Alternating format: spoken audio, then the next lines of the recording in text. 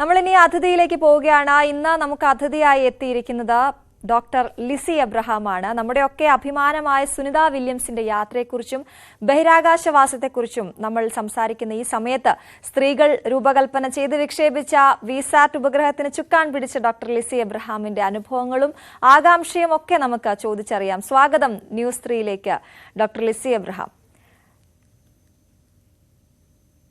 സ്വാഗതം. താങ്കൾ ഇപ്പോഴുള്ളത് അയർലൻഡിലാണ്. അവിടെ നിന്നാണ് ഞങ്ങൾക്കൊപ്പം തത്സമയം ചേരുന്നത്. വലിയ സന്തോഷം.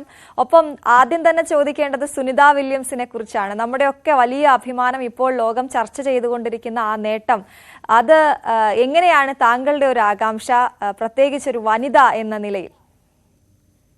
അത് തീർച്ചയായും എനിക്ക് ആകാംക്ഷ ഉളവാക്കുന്നതാണ്. കാരണം എനിക്ക് ചെറുപ്പം മുതലേ ഈ സ്പേസ് റിസർച്ചിനോടും ഒക്കെ വലിയ താല്പര്യമുണ്ടായിരുന്നു. എൻ്റെ ഏറ്റവും എക്സൈറ്റിംഗ് ആയിട്ടുള്ള ഒരു അനുഭവം 2014 ഞാൻ കേരള യൂണിവേഴ്സിറ്റിയിൽ PhD ചെയ്തുകൊണ്ടിരിക്കുമ്പോൾ പൂജപ്പുര LBS എഞ്ചിനീയറിംഗ് കോളേജിൽ വർക്ക് ചെയ്യുമ്പോൾ PhDയുടെ ഭാഗമായിട്ട് ഒരു കോൺഫറൻസിന്റെ ഭാഗമായിട്ട്, അത് നാസയും കൂടെ ചേർന്ന് ഓർഗനൈസ് ചെയ്യുന്ന ഒരു കോൺഫറൻസ് ആയിരുന്നു. അപ്പൊ അങ്ങനെ നാസയിൽ പോകാനുള്ള അവസരം എനിക്ക് കിട്ടിയിട്ടുണ്ട്. നാസയിലെ ഫ്ലോറിഡ സ്പേസ് സെന്ററിൽ. അപ്പൊ അവിടെ ഒരു ദിവസം മൊത്തം എനിക്ക് ചെലവഴിക്കാനുള്ള ഭാഗ്യമുണ്ടായി. അപ്പം അവിടുത്തെ ഇന്റർനാഷണൽ സ്പേസ് സ്റ്റേഷൻ, അപ്പൊ ഈ സ്പേസ് എക്സ്പ്ലോറേഷനിലൊക്കെയുള്ള ആ ഒരു സിമുലേറ്റിംഗ് എക്സ്പീരിയൻസ്, ഈ സ്പേസിൽ അവർ അത്രയും നാൾ താമസിക്കുമ്പം അവിടെ എങ്ങനെയാണ് അവിടെ ജീവിക്കേണ്ടത്, അതേ എൻവയോൺമെന്റുകൾ നാസയിൽ സിമുലേറ്റ് ചെയ്ത് അവിടെ ആ എൻവയോൺമെന്റ് ഒക്കെ എനിക്ക് കാണാനുള്ള ഭാഗ്യമുണ്ടായി. അപ്പൊ അതേപോലെ ഒരു റിയൽ അസ്ട്രോണന്റിനെ കണ്ടു. അസ്ട്രോണന്റുമായിട്ട് ഇന്ററാക്ട് ചെയ്യാനും അവരുടെ നേരിട്ടുള്ള അനുഭവങ്ങൾ കേൾക്കാനും ഒപ്പം നിന്ന് ഫോട്ടോ എടുക്കാനും ഒക്കെ എനിക്ക് അവസരം ലഭിച്ചു. അപ്പൊ അതൊക്കെയാണ് ഈ വിസാറ്റിലോട്ട് എത്തിയതിന്റെ ചവിട്ടുപടികൾ. അതൊക്കെയായിരുന്നു. പിന്നെ 2010 ജാക്സ, ജപ്പാൻ എയ്റോസ്പേസ് ലബോറട്ടറിയിലും എനിക്ക് പോകാനുള്ള അവസരമുണ്ടായി. ഇന്റർനാഷണൽ സ്പേസ് മൊഡ്യൂളിലെ ഒരു പ്രധാനപ്പെട്ട ഏറ്റവും വലിയ മൊഡ്യൂളായ കിബു ജപ്പാന്റെ നിയന്ത്രണത്തിലാണ്. ആ കിബുവിന്റെ നിയന്ത്രിക്കുന്ന കൺട്രോൾ സെന്റർ നേരിട്ട് കാണാനും അവരുമായിട്ട് ഇന്ററാക്ട് ചെയ്യാനും ഒക്കെയുള്ള അവസരം എനിക്ക് കിട്ടി. അപ്പം ഈ സ്പേസ് എക്സ്പ്ലോറേഷൻ എന്ന് പറയുന്നത് അത്രയും അനലിറ്റിക്കൽ സ്കിൽസും അത്രയും എന്താണ്, ഇപ്പം ഈ സ്പേസ് എന്ന് ഈ എക്സ്പ്ലോറേഷൻ എന്ന് പറയുമ്പോൾ ഇപ്പൊ ഈ സുനിത വില്യംസിന്റെ കാര്യം തന്നെ എടുത്താൽ, ആ ഒരു കടലിൽ വന്ന് വീഴുന്ന, ഒരു ഈസ്റ്റേൺ സീയിൽ വന്ന് വീഴുന്ന ആ പോയിന്റ് ഒക്കെ ഏറ്റവും കൃത്യമായി കാൽക്കുലേറ്റ് ചെയ്ത് ആണ് അവിടെ നിന്ന് സ്പേസ് എക്സിന്റെ ഡ്രാഗൺ ക്രൂ മൊഡ്യൂൾ അവരെ എത്തിക്കുന്നത്. അപ്പം ആ ഒരു 400 കിലോമീറ്റർ ദൂരെയുള്ള അന്താരാഷ്ട്ര സ്പേസ് സ്റ്റേഷനിൽ നിന്ന് അത്രയും കൃത്യമായ കാൽക്കുലേഷനിലൂടെയാണ് ആ കൃത്യമായ സ്ഥലത്ത് അവരെത്തുകയും അങ്ങനെ ആ റിട്ടേണും എല്ലാം സഫലമാവുകയും ഒക്കെ ചെയ്യുന്നത്. അപ്പൊ അതേപോലെ നമ്മളിപ്പോ ISROയുടെ വിക്ഷേപണം വിജയകരമാണ് അങ്ങനെയൊക്കെ പറയുമ്പോഴും അതിലൊക്കെ അത്രയും പ്രിസൈസ് ആയിട്ടുള്ള കാൽക്കുലേഷൻ, അതിനൊക്കെ ഒരു 1% തെറ്റിയാണെങ്കിൽ നമ്മൾ വിചാരിച്ച ഓർബിറ്റിൽ എത്തത്തില്ല, വിചാരിച്ചതുപോലെ കാര്യങ്ങൾ നടക്കത്തില്ല. അപ്പം ഇതെല്ലാം എനിക്ക് വളരെ എക്സൈറ്റിംഗ് ആയിട്ടുള്ള ഒരു അനുഭവമായിരുന്നു. പിന്നെ ഈ വിസാറ്റ് അത് 2024. ഞാൻ അതിലേക്ക് വരാം. നമുക്ക് അതിനു മുൻപ് സുനിത വില്യംസിന്റെ താങ്കൾ പറഞ്ഞ ഓരോ സംഭവവും അത് അത്രയും നമുക്ക് എല്ലാവർക്കും ഇങ്ങനെ എന്തൊക്കെയാണെന്നുള്ളൊരു കൗതുകം ഉണ്ടാക്കുന്നതാണ്. അതുകൊണ്ട് താങ്കളെ പോലെ ഒരാൾ അത് പറഞ്ഞു തരുമ്പോൾ ഞങ്ങൾക്ക് അത്രയും സന്തോഷമാണ്. അതുകൊണ്ട് ചോദിക്കുകയാണ്, ഈ സുനിത വില്യംസ് ഒരുപാട് പരീക്ഷണങ്ങൾക്കായാണ് ബഹിരാകാശത്തേക്ക് പോയത്. അവിടെ വിചാരിച്ചതിലും കൂടുതൽ മാസങ്ങൾ തങ്ങേണ്ടി വന്നു. അപ്പോൾ അതിൽ ആ ഒരു പോയ സമയത്തും അതിനുശേഷമുണ്ടായ ചില ആശയക്കുഴപ്പങ്ങളും ഒക്കെ ഉണ്ടായിരുന്നല്ലോ. നാസ അത് അംഗീകരിക്കുന്നില്ല എങ്കിൽ പോലും അവരതൊരു പരീക്ഷണത്തിന്റെ ഭാഗമായി എക്സ്റ്റെൻഡ് ചെയ്തു എന്നാണ് പറയുന്നതെങ്കിൽ പോലും നമുക്കൊക്കെ ഒരുപാട് കാര്യങ്ങൾ മുന്നിലുള്ളത് കൊണ്ട് നമുക്കുണ്ടായിരുന്ന ഒരു ആശങ്ക, അതൊക്കെ താങ്കൾക്ക് തോന്നിയിരുന്നോ? അതെ, ഞാൻ ഈ ഒരു 9 മാസവും സുനിത വില്യംസ് അവിടെ ഉണ്ടായിരുന്നപ്പോൾ അപ്പം അതെല്ലാം ഞാനിങ്ങനെ കറക്റ്റായിട്ട് ഫോളോ ചെയ്യുന്നുണ്ടായിരുന്നു. അപ്പം ഇതിനകത്ത് ആ ഒരു ആശയക്കുഴപ്പങ്ങൾ എല്ലാം ഉണ്ട്. അപ്പം എന്നാലും ഈ ഇത് സാധാരണ മനുഷ്യരെ ശാസ്ത്രത്തിലോട്ട് കൊണ്ടുവരാനും ഒരു എക്സൈറ്റ്മെന്റ് ഉണ്ടാക്കാനും ഒക്കെ ഇപ്പം ഞാൻ മാത്രമല്ല, എനിക്കിതിനകത്ത് താല്പര്യമുണ്ട്, കുറെ ഇതിനകത്ത് റിസർച്ച് ചെയ്യുന്നുണ്ട്. പക്ഷെ ഒരു സാധാരണ മനുഷ്യർ പോലും ഇതിനെയൊക്കെ ഫോളോ ചെയ്യുകയും അതൊക്കെ എനിക്ക് വളരെ എക്സൈറ്റിംഗ് ആയിട്ട് തോന്നി. അപ്പം ഈ ഒരു 10 ദിവസത്തെ പരീക്ഷണത്തിനാണ് 2024 ജൂണില് സുനിത വില്യംസ് ബാരി ബിച്ച്മോറും അവിടെ എത്തിയത്. പക്ഷേ അത് ഈ ഒരു 9 മാസത്തോളം നീണ്ടു നിന്നു. അതിനകത്ത് കുറെ ടെക്നിക്കൽ ഇഷ്യൂസ് ഒക്കെ ഉണ്ടായിരുന്നു. ഈ സ്റ്റാർലൈനറിന്റെ ബോയിങ് ക്രൂ മൊഡ്യൂളിലാണ് അവർ പോയത്. ആ ക്രൂ മൊഡ്യൂളിന്റെ ആദ്യത്തെ മാൻഡ് മിഷൻ ആയിരുന്നു. നേരത്തെ അത് അൺമാൻഡ് മിഷൻസ് ഒക്കെ യൂസ് ചെയ്തിട്ടുണ്ടായിരുന്നെങ്കിലും ഇതായിരുന്നു ആദ്യത്തെ മാൻഡ് മിഷൻ. അപ്പൊ അതിന്റെ മാൻഡ് മിഷനുള്ള അതിന്റെ കാപ്പബിലിറ്റി പഠിക്കുക എന്നുള്ളത് കൂടെ തന്നെയായിരുന്നു ഈ സുനിത വില്യംസും ഈ ബിച്ച്മോറും പോയത്. അപ്പൊ അതിൽ തന്നെ അവരുടെ ഒരു ധൈര്യം വെളിവാകും. ആദ്യത്തെ ഒരു മാൻഡ് ക്രൂ മൊഡ്യൂളിൽ തന്നെ അവിടെ പോകാൻ അവർ കാണിച്ച ധൈര്യം. അപ്പം സുനിത വില്യംസ് നമുക്കറിയാവുന്നത് പോലെ നേരത്തെ സ്പേസ് യാത്രകൾ നടത്തിയിട്ടുണ്ട്. പുള്ളിക്കാരിയുടെ ഇഷ്ടം പോലെയുള്ള വീഡിയോസ് നമുക്ക് യൂട്യൂബിൽ കാണാൻ പറ്റും. അപ്പം ഞാൻ മനസ്സിലാക്കുന്നത് സുനിത വില്യംസ് ഇത് വളരെ ഒരു സ്പോർട്സ്മാൻ സ്പിരിറ്റിൽ വളരെ എക്സൈറ്റിംഗ് ആയിട്ട്, ഒരു പക്ഷേ ഇന്റർനാഷണൽ സ്പേസ് സ്റ്റേഷൻ എന്ന് പറയുന്നത് അവരുടെ ഒരു സെക്കൻഡ് ഹോം തന്നെയായിരിക്കും. ഇപ്പൊ ഞാനിപ്പം കേരളത്തിൽ വരുമ്പോൾ ഞാൻ എപ്പോഴാണ് അയർലാൻഡിൽ തിരിച്ച് ജോലിക്ക് പോകുന്നത് എന്നുള്ള ആ ഒരു കാത്തിരിപ്പ് പോലെ ആയിരിക്കാം അവരുടെ അടുത്ത സ്പേസ് യാത്ര. എന്നാലും തീർച്ചയായിട്ടും. ഈ അതെ, അതെ അതെ പറഞ്ഞോളൂ. എന്നാലും ഈ ഒരു 9 മാസം ഇപ്പൊ ഇത്രയും ടെക്നോളജിയൊക്കെ ഇത്രയും അഡ്വാൻസ്ഡ് ആയി. US നമുക്കറിയാം, നാസ എന്ന് പറയുന്ന ഗവൺമെന്റ് ഏജൻസി അല്ലാതെ എത്രയോ സ്പേസ് ഏജൻസികൾ ഉണ്ട്. എലോൺ മസ്കിന്റെ സ്പേസ് എക്സ് ഉണ്ട്. എന്നാലും ഈ 9 മാസം എന്തുകൊണ്ട് ഡിലേ ഉണ്ടായി എന്നുള്ളത് ഒരു ചോദ്യചിഹ്നം തന്നെയായിരുന്നു. അപ്പം അതിനകത്ത് ഞാൻ മനസ്സിലാക്കിയത്, ഇപ്പം ഈ ഒരു ആദ്യത്തെ മാൻഡ് ക്രൂ മൊഡ്യൂളിന് ഹീലിയം ലീക്കേജ്, ത്രസ്റ്റർ ഇഷ്യൂ അങ്ങനെയൊക്കെ ഉള്ളത് കാരണം അത് ആളെ കയറ്റാതെ അതിൽ തന്നെ തിരിച്ചു വരാനിരുന്നെങ്കിലും അത് കാലിയായിട്ട് തിരിച്ചു പോവുകയാണ് ഉണ്ടായത്. ഈ സുനിത വില്യംസും ബിച്ച്മോറും അവിടെ ഉണ്ടായിരുന്നപ്പോൾ തന്നെ അവിടെ സ്പേസ് എക്സിന്റെ 71ാമത്തെ എക്സ്പെഡിഷന്റെ ആൾക്കാർ അവിടെ ഉണ്ടായിരുന്നു. പിന്നെ ഇതിന് ഇടയില് ഈ ഒരു സെപ്റ്റംബർ മാസത്തിൽ ആണെന്ന് തോന്നുന്നു അടുത്ത 72ാമത്തെ എക്സ്പെഡിഷന്റെ ആൾക്കാർ അവിടെ എത്തി. അപ്പൊ ഇങ്ങനെ ആൾക്കാർ വന്നും പോയി. അപ്പൊ ഈ ഇന്റർനാഷണൽ സ്പേസ് സ്റ്റേഷൻ എന്ന് പറഞ്ഞാല് 1998 സ്ഥാപിച്ച് 2000 മുതൽ അത് ഫുൾ ഫ്ലെഡ്ജ്ഡ് ആയിട്ട് വർക്ക് ചെയ്യുകയും 72ാമത്തെ എക്സ്പെഡിഷൻ വരെ, അപ്പൊ അത്രയും ആൾക്കാർ വന്നും പോയും ഒക്കെ ഇരിക്കുന്ന ഒരു നിലയമാണ്. അപ്പം അല്ലാതെ നമ്മളെ ഈ ഗ്രാവിറ്റി എന്ന് പറയുന്ന ഹോളിവുഡ് മൂവിയിൽ ഉള്ളത് പോലെ ഇവർ രണ്ടുപേരും സ്പേസിലെ ഏതോ ഒരു കോണിൽ അങ്ങ് അകപ്പെട്ടു പോയി എന്നുള്ളതല്ല അതിന്റെ കാര്യം. ഇതിനിടയിലും ആൾക്കാർ വന്നും പോയും ഒക്കെ ഇരിക്കുകയായിരുന്നു. പക്ഷേ ഞാൻ മനസ്സിലാക്കിയത് ഈ പല രാജ്യങ്ങളുടെയും ഈ ക്രൂ മൊഡ്യൂൾസും ഒക്കെ തമ്മിലുള്ള ഒരു സ്റ്റാൻഡേർഡൈസേഷന്റെ പ്രശ്നം. അപ്പം ഇനിയുള്ള റിസർച്ചുകൾ അതിലോട്ടേക്ക് ഫോക്കസ് ചെയ്യാനുള്ള ഒരു ചൂണ്ടുപലക കൂടെയാണ് ഇതെന്നാണ് ഓരോ തവണ പോകുമ്പോഴും നമുക്ക് പുതിയ പുതിയ പരീക്ഷണങ്ങളിൽ ഏർപ്പെടുന്നു, പുതിയ പുതിയ കണ്ടുപിടുത്തങ്ങൾ നടത്തുന്നു. അപ്പൊ അത് നമുക്ക് ഇനിയുള്ള യാത്രയ്ക്ക് അതൊരു മുതൽക്കൂട്ടാണ്. എനിക്ക് വളരെ കൗതുകം തോന്നിയ ഒരു കാര്യം, ബഹിരാകാശത്ത് ലെറ്റ്യൂസ് വളർത്താനുള്ള ഒരു സാഹചര്യം നോക്കി, അല്ലെങ്കിൽ അവിടെ ആ രീതിയിലുള്ള കാര്യങ്ങളൊക്കെ നടന്നെന്ന് പറയുമോ? അതിനെ കുറിച്ചൊക്കെ ഒന്ന് പറയാമോ? നമുക്ക് നല്ല കൗതുകം തോന്നുന്ന കാര്യങ്ങളാണ് അതൊക്കെ. അതെ, കൗതുകം തോന്നുക മാത്രമല്ല, ഒരു ഇന്ത്യക്കാരി എന്നുള്ള നിലയിൽ അതിനകത്തോട്ട് നമുക്ക് കൂടുതൽ ആകർഷണവും തോന്നും. കാരണം കഴിഞ്ഞ വർഷം ഈ തൊട്ട് മുമ്പിലത്തെ ISROയുടെ PSLV മിഷൻ ഞങ്ങളുടെ വിസാറ്റ് പോയം 3യിൽ വിക്ഷേപിച്ചപ്പോൾ പോയം 4 PSLV ഓർബിറ്റൽ എക്സ്പെരിമെന്റൽ മൊഡ്യൂളില് നമ്മള് ISRO ബഹിരാകാശത്ത് പയർ വിത്ത് മുളപ്പിച്ചിട്ടുണ്ട്. അത് വലിയ വാർത്തയായിരുന്നു. അപ്പൊ ഞാനിങ്ങനെ ആലോചിച്ചു, സുനിത വില്യംസ് ലെറ്റ്യൂസ് മുളപ്പിച്ചു. അപ്പം അപ്പൊ ഇതൊക്കെ ഞാൻ ഈ പറയുന്നത് പോലെ ഇഷ്ടം പോലെ ആൾക്കാർ ഇനി ഭാവിയിലും സ്പേസിലോട്ട് വന്നും പോയി ഇരിക്കുമ്പം അതൊരു സസ്റ്റൈനബിൾ സൊല്യൂഷൻ ആണ്.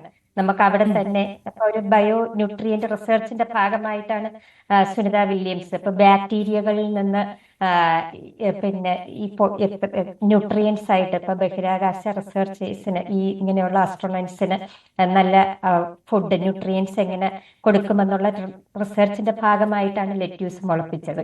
അപ്പൊ ഇതൊക്കെ ഭാവിയിലുള്ള സ്പേസ് എക്സ്പെഡിഷനുകൾക്ക് ഏറ്റവും മുതൽക്കൂട്ടാകും.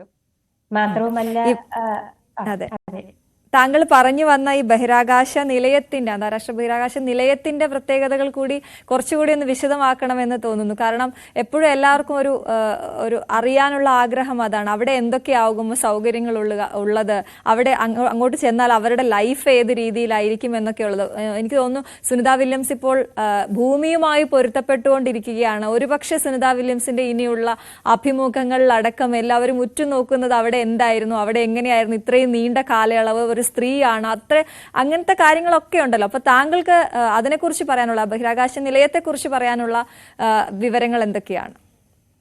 ഈ ബഹിരാകാശ നിലയത്തിൽ ഞാൻ നേരത്തെ കണ്ട ജപ്പാന്റെ കിബു മൊഡ്യൂള് ഉൾപ്പെടെ ഒരു 16ഓളം മൊഡ്യൂളുകൾ ഉണ്ട്. ആ 16ഓളം മൊഡ്യൂളുകളെല്ലാം ചേർന്ന് ഏതാണ്ടൊരു ഫുട്ബോൾ കളിക്കാനുള്ള സ്ഥലം ഇതിനകത്തുണ്ട്.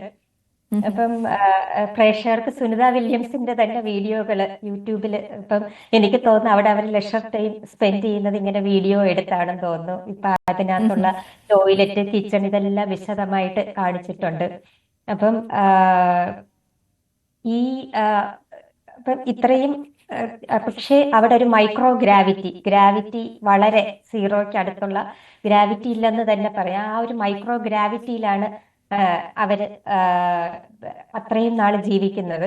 അപ്പം അതിനുള്ള പ്രത്യേക പരിശീലനമൊക്കെ കിട്ടിയിട്ട് തന്നെയാണ്, അല്ലാതെ നമ്മളെ പോലെയുള്ള ആൾക്കാർക്ക് അവിടെ പോകാൻ പറ്റത്തില്ല. അപ്പൊ അത്രയും ഫിസിക്കൽ ഇതും എല്ലാം നോക്കിയിട്ടാണ് അവിടെ വിടുന്നത്. അപ്പം അവിടെ നമുക്കറിയാം അവരിങ്ങനെ പറന്ന് നടക്കുകയാണ്. അപ്പം ഇങ്ങനെ താഴെ നിൽക്കുക എന്നുള്ളത്, രണ്ടു കാലം ഊന്നി നിൽക്കുക എന്നുള്ളത് അവിടെ അസാധ്യമാണ്.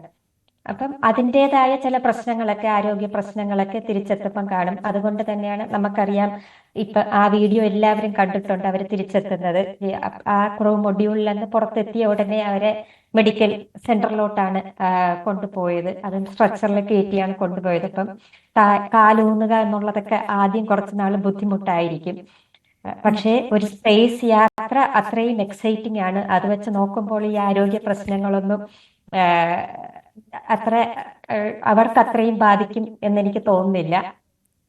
പക്ഷേ ഒരു ചെറിയൊരു ഒരു മെഡിക്കൽ ഇതും ഒക്കെ കുറച്ച് സമയമെടുക്കും ഈ നമ്മുടെ ഭൂമിയുമായിട്ട് പൊരുത്തപ്പെടാൻ, അതുപോലെ നടക്കാനും. അപ്പം അവർക്കൊരു ഡിസിനെസ്സും പിന്നെ ഇതുപോലെ പഠനങ്ങൾ പറയുന്നത് വർഷത്തിൽ 1% വെച്ച് ബോൺ ഡെൻസിറ്റിയൊക്കെ കുറയുമെന്നാണ്. അപ്പൊ എല്ലുകളുടെ ബലക്ഷയം, പിന്നെ അതേപോലെ നമ്മുടെ ഈ നട്ടെല്ലാണല്ലോ നമ്മളെ നേരെ നിർത്തുന്ന ഒരു പ്രധാന അപ്പൊ ആ നട്ടലിന്റെ ഒക്കെ ഒരു സ്ട്രെങ്ത് കുറയും. അപ്പൊ നേരത്തെ 371 ദിവസം സ്പേസ് യാത്ര നടത്തിയ അസ്ട്രോണറ്റ്, അപ്പം പുള്ളി തന്നെ അനുഭവത്തിൽ പറയുന്നുണ്ട്, ഒരു 3 മാസം റീഹാബിലേഷൻ നടത്തിയിട്ടാണ് നോർമൽ ലൈഫിലോട്ട് തിരിച്ചെത്തിയത്. പക്ഷേ നോർമൽ ലൈഫിലോട്ട് തീർച്ചയായിട്ടും അവർക്ക് തിരിച്ചെത്താൻ പറ്റും. അത് അസാധ്യം എന്നുള്ളത് ഒരു തെറ്റിദ്ധാരണയാണ്.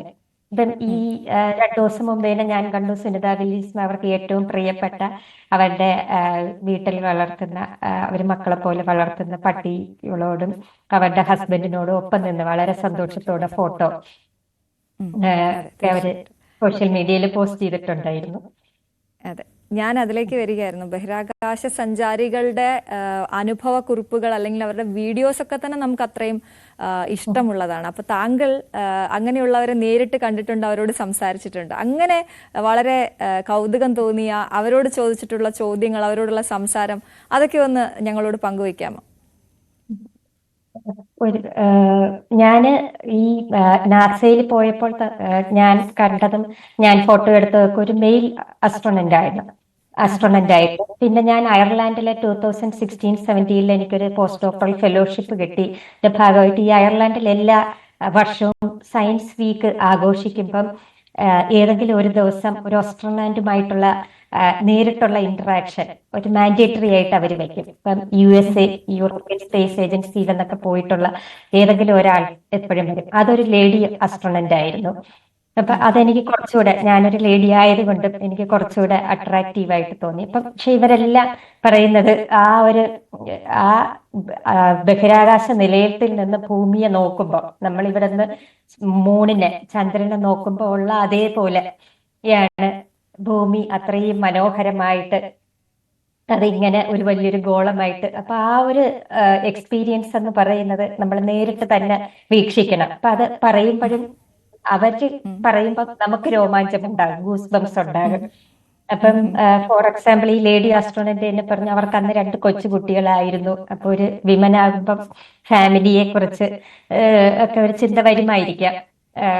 ഇവൻ അത്രയും ഡെവലപ്ഡ് കൺട്രി ആയാൽ പോലും ഇപ്പൊ നമ്മളിപ്പോ കളിയാക്കി പറയും സുനിത വില്യംസ് കേരളത്തിലായിരുന്നെങ്കിൽ അതെ അതെ, ആ ചോദ്യങ്ങൾ ഇങ്ങനെ കുട്ടികളെ കറങ്ങുന്നുണ്ട് സോഷ്യൽ മീഡിയയിൽ. അതെ അല്ലെ, ആദ്യം വിളിച്ചു പറഞ്ഞോ, ഭർത്താവിന്റെ വീട്ടിലേക്ക് വിളിച്ചു പറഞ്ഞോ എന്നൊക്കെയുള്ള ചോദ്യങ്ങൾ അതിങ്ങനെ കറങ്ങിക്കൊണ്ടേ ഇരിക്കുന്നു. പക്ഷെ താങ്കൾ പറഞ്ഞത് ഒരമ്മയാണെങ്കിൽ സ്വാഭാവികമായും അതെ താങ്കൾ അതെ പറഞ്ഞതുപോലെയുള്ള ആ ഒരു വ്യൂ ഉണ്ടാവും.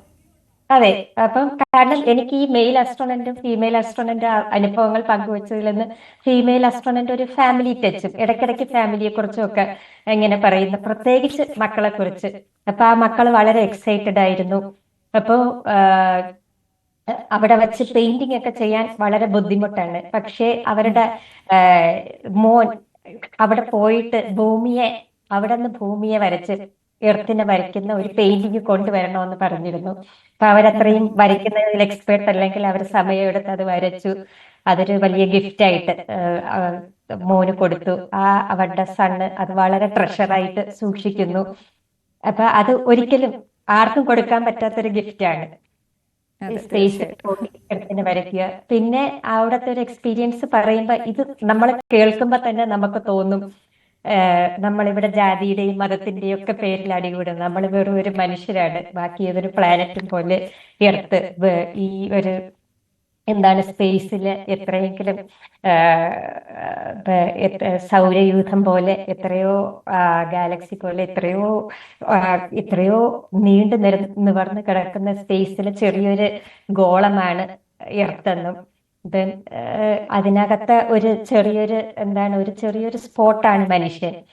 അപ്പം ഞാനിപ്പോ ഈ സുനിത വില്യംസ് തിരിച്ചെത്തുന്നതിന്റെ ചർച്ചകൾ നടന്നുകൊണ്ടിരുന്നപ്പോഴാണ് നമ്മുടെ നാട്ടിൽ പൊങ്കാല നടന്നത്. അപ്പൊ ഏതോ ഒരു ഫോട്ടോ ഞാനിങ്ങനെ കണ്ടു, ചുവരിൽ കൽപ്പന ചൗളയുടെ ചിത്രമുണ്ട്.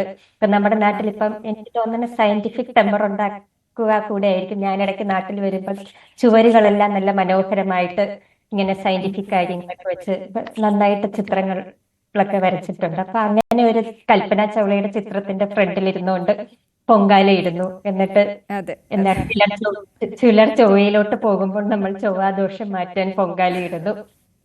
അപ്പൊ ശരിക്കും ഈ ഒരു സ്പേസ് യാത്രകളിൽ നിന്നൊക്കെ നമ്മൾ അപ്പൊ അവര് സംസാരിക്കുമ്പോഴും നമ്മൾ ഒന്നുമല്ല, നമ്മൾ ഈ ജാതിയുടെയും മതത്തിന്റെയും പേരിൽ അടികൂടുകയോ അങ്ങനെയൊന്നും ചെയ്യേണ്ട ഒരു കാര്യവുമില്ല. അതേപോലെ എന്താണ് ഈ മൂണ്, ഈ ചൊവ്വ, ഇതൊക്കെ എന്ന് പറയുന്നത് ഒരു പ്ലാനറ്റ്.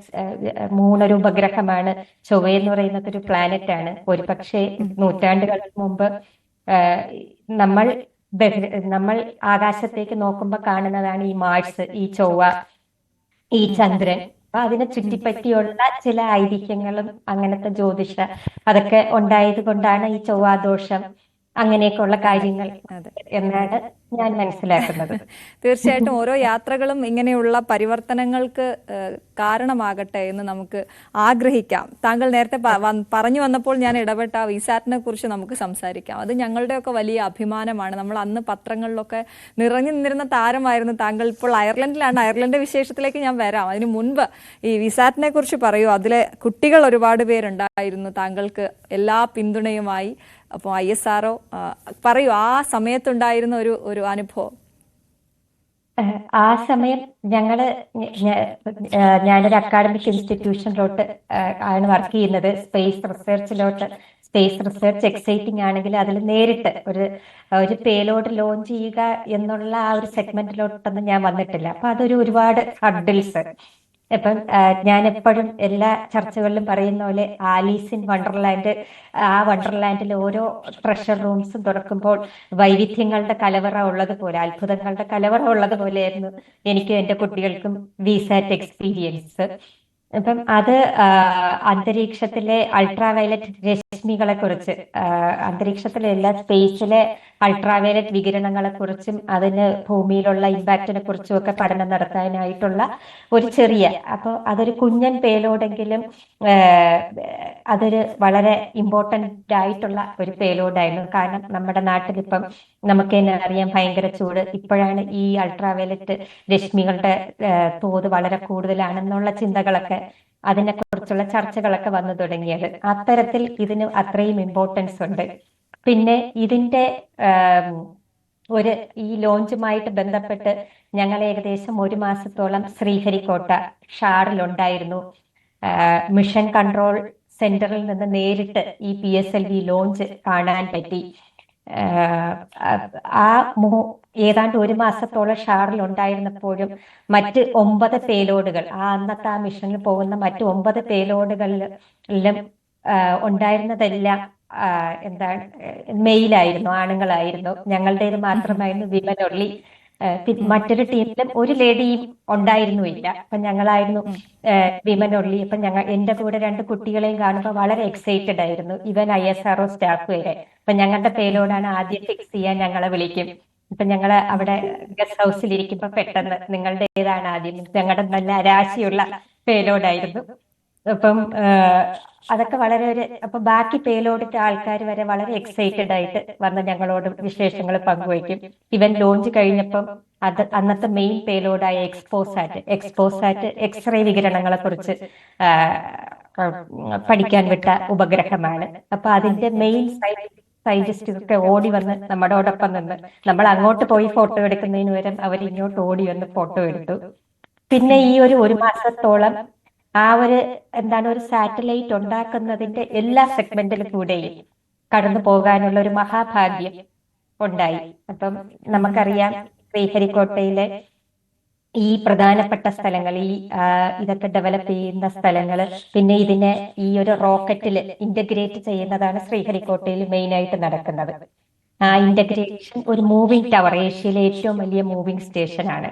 അപ്പൊ അവിടെയുള്ള ഈ PSLV, നമ്മൾ ഈ കാണുന്ന ദൂരെ നോക്കുമ്പോൾ കാണുന്ന ഈ PSLV റോക്കറ്റ് എന്ന് പറഞ്ഞാൽ ഒരു 15 നില ബിൽഡിങ്ങിന്റെ അത്രയും വലിപ്പമുണ്ട്.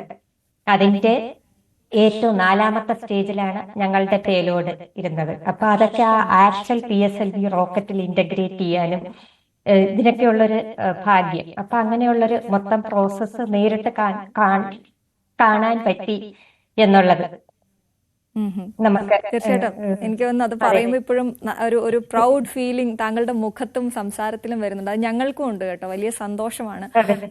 അപ്പം ഈ അയർലൻഡിലേക്ക് പോയ ആ യാത്രയെ കുറിച്ച് കൂടി പറയൂ. അയർലൻഡിലേക്ക് ഞാൻ ആദ്യം പറഞ്ഞതുപോലെ ഈ 2016-17 ഫെലോഷിപ്പ് കിട്ടി പോയിരുന്നു. അത് കഴിഞ്ഞ് ഞാൻ തിരിച്ച് LBS എഞ്ചിനീയറിംഗ് കോളേജിൽ ജോയിൻ ചെയ്തു. പിന്നെ 2021 ഞാൻ വീണ്ടും, എനിക്ക് വളരെ എക്സൈറ്റിംഗ് ആയിട്ടൊരു പ്രോജക്റ്റ് വന്നപ്പോൾ ഞാൻ 2021 ഞാൻ വീണ്ടും അയർലാൻഡിൽ വന്നു. 2023 തുടക്കത്തില് ഞാൻ തിരിച്ചെത്തി. കാരണം ഈ ഒരു വിസാറ്റ് വിക്ഷേപണവുമായിട്ട് ബന്ധപ്പെട്ട് അതിന്റെ കാര്യങ്ങളൊക്കെ ഏതാണ്ട് ശരിയായി വന്നപ്പോൾ ഞാൻ വളരെ അതിന്റെ കാര്യങ്ങൾക്ക് 2023 മൊത്തം വിസാറ്റിന് വേണ്ടി ഡെഡിക്കേറ്റ് ചെയ്തിരിക്കുകയായിരുന്നു. അപ്പൊ അതങ്ങനെ വിക്ഷേപണമൊക്കെ കഴിഞ്ഞു. അതങ്ങനെ നമ്മളിങ്ങനെ ഒരു ക്ലൗഡ് 9 നിൽക്കുന്ന സമയത്താണ് ഇതിനിടയിൽ ഐറിഷ് റിസർച്ച് കൗൺസിലിന്റെ ഒരു 5 കോടി രൂപയുടെ ഒരു ഫെലോഷിപ്പ് എനിക്ക് കിട്ടി. എനിക്കങ്ങനെ പെട്ടെന്ന് തിരിച്ചു വരേണ്ടി വന്നത്. അപ്പം അത് ഒരു ആർട്ടിഫിഷ്യൽ ഇന്റലിജൻസ് വെച്ചിട്ട് കുഞ്ഞുകുട്ടികളുടെ, ഇപ്പം ന്യൂബോൺ ബേബീസിന്റെ ഹാർട്ട് ഡിസീസസ് ജസ്റ്റ് ഒരു സ്റ്റെതസ്കോപ്പ് വെച്ച്, നമ്മളിപ്പം എന്ത് ചെറിയ അസുഖം വന്നാലും ഹോസ്പിറ്റലിൽ പോകുമ്പോൾ ആദ്യം ഡോക്ടർ ചെയ്യുന്ന സ്റ്റെതസ്കോപ്പ് വെച്ച് എക്സാമിൻ ചെയ്യും. ആ ഒരു സ്റ്റെതസ്കോപ്പ് എക്സാമിനേഷനിൽ നിന്ന് തന്നെ heart diseases artificial intelligence algorithms വെച്ചിട്ട് നേരത്തെ തന്നെ ഡയഗ്നോസ് ചെയ്യാനുള്ള ഒരു റിസർച്ചിനാണ് ഈ ഐറിഷ് ഗവൺമെന്റിന്റെ ഫെലോഷിപ്പ് കിട്ടിയത്. അതിന്റെ ഭാഗമായിട്ട് ആണ് എനിക്ക് പെട്ടെന്ന് അയർലൻഡിലോട്ട് മടങ്ങി വരേണ്ടി വന്നത്. തീർച്ചയായിട്ടും തീർച്ചയായിട്ടും. എന്തായാലും ഇതെല്ലാം കേൾക്കുമ്പോൾ വലിയ സന്തോഷമാണ്. താങ്കളുടെ മേഖലയിൽ ഇനിയും ഒരുപാട് മുന്നോട്ട് പോകാനുണ്ട്. താങ്കളുടെ കൗതുകങ്ങൾ ഇങ്ങനെ കൂടിക്കൂടി വരട്ടെ, ഇനിയും തിളങ്ങാൻ കഴിയട്ടെ. വളരെയധികം നന്ദി ഞങ്ങൾക്ക് അതിഥിയായി എത്തിയതിന്. എല്ലാവിധ ആശംസകളും. Thank you.